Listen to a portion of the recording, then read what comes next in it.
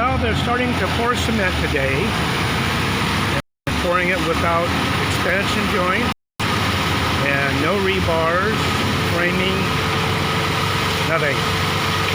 Just straight cement, and I can tell it's too wet, so it'll be cracking soon.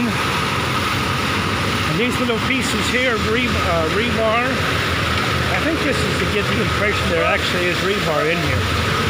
But this was actually pieces from the form that was put there just to hold up the form on the previous pour.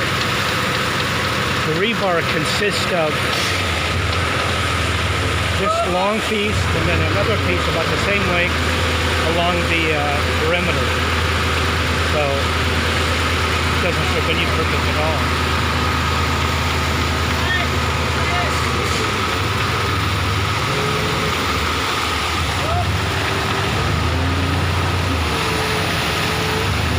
An engineer like you would appreciate the comedy of this.